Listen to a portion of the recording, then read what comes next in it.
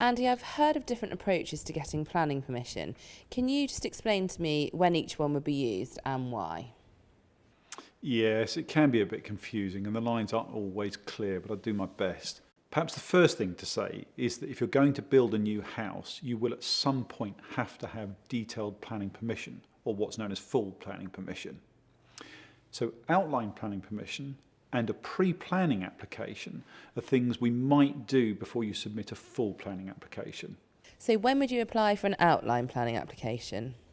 We would use outline planning permission where we want to establish the principle of being able to build a house on a plot before the client has to start to bear the cost of a detailed design of the house. And thereby we minimise the financial risk to the client before they know if they can build on the plot or not. To give you an example, if you've got a plot that's outside a recognised development boundary, let's say an open countryside, then planning policy is likely to be against you building a house on it.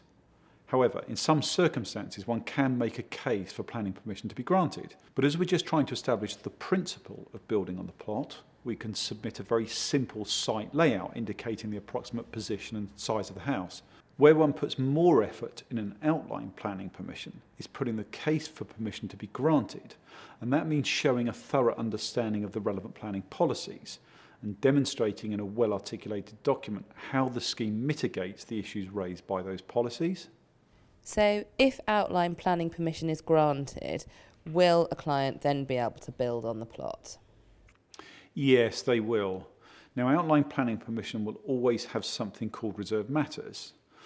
But all that really means is that the local planning authority reserve the right to control all the things they would normally control with a full planning application, such as size of the house, its height, its mass, its external appearance, materials, and so on.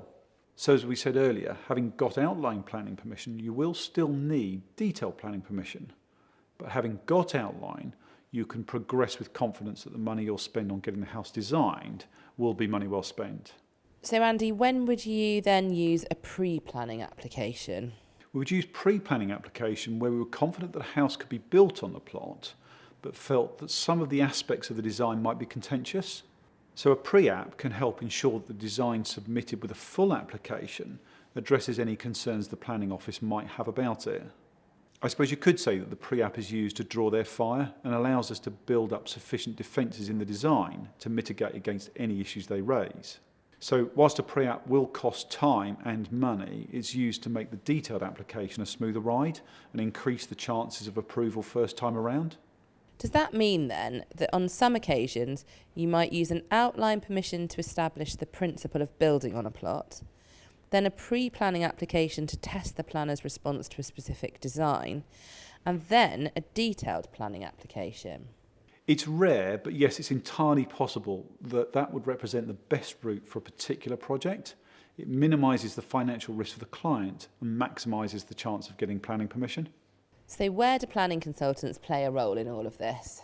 Think of a planning consultant as an expert in planning policy. So whilst an architect will have a general knowledge of planning policy, a planning consultant will have very specific knowledge. So we might use a planning consultant for a very specific purpose, a bit like a GP calls on the services of a specific consultant. What the planning consultant will often do is help make the case for a very specific design or scheme where we think that policy is not entirely in its favour. So for example, if we want to replace an existing house with one that is larger than might readily be allowed under policy. Andy, I've heard you talk about sometimes having a specific planning strategy for a scheme. What exactly is a planning strategy? If you have a scheme that is likely to be contentious, it may be prudent to establish the planning route or strategy that will give you the greatest chance of success. So as well as determining whether we go for outline or pre-app before a detailed planning application is made, there are other types of issues to consider. For example, we had a house where the client wanted to replace the existing house with a new house with a basement. The plot was in Greenbelt and the local planning policy limited the increase in usable floor area of the new house as a percentage of the old house. Had we submitted the first planning application with the basement, it's very likely it would not have been approved because it would have exceeded that limit. So we got the scheme approved without the basement, and then we made a second application with the basement. On determining the second application, the planners could only refuse if they could demonstrate that the basement would be detrimental to the Greenbelt. which of course they couldn't. So the second scheme was then approved. So it just goes to show then that it can be really important to understand planning policy if you're going to be successful in getting planning permission. Yes, it is, and it can be as important as submitting a well thought through design that's appropriate for the plot. Okay, Andy, can you just recap everything for me, please? Outline planning is used to establish the principle of being able to build. A pre-app is used to draw the planners on contentious aspects of a scheme, and every new build needs planning permission.